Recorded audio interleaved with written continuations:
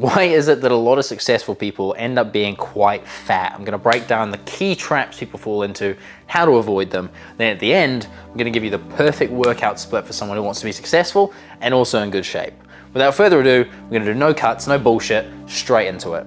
The main reason a lot of successful people end up being out of shape is because they prioritize other things. In order to achieve a certain level of success in the world, you've got to put something, in this case business success, on a bit of a pedestal, and everything else, relationships, fitness, tends to take a bit of a hit.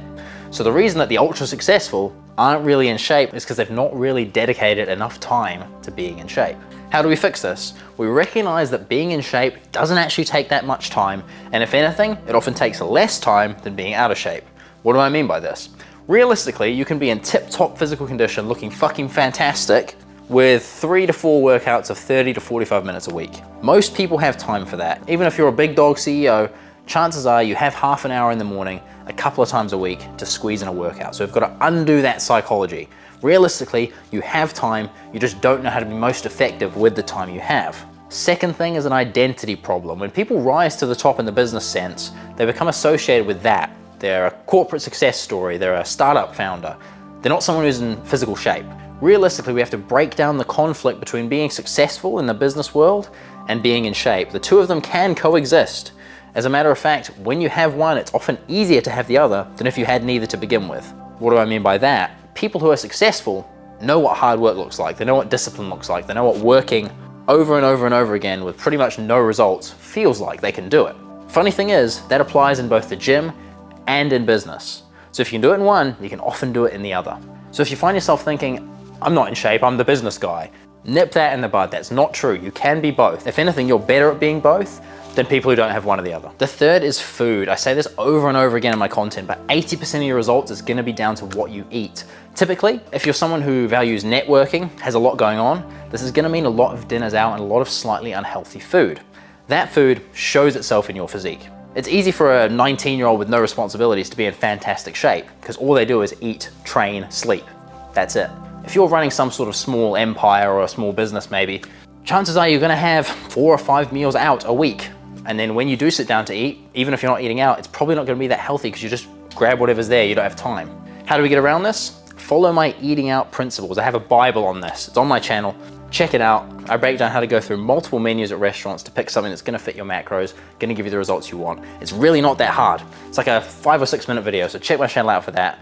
Apply that when you go out to eat, and I promise those meals out won't work against you. If anything, they'll work for you.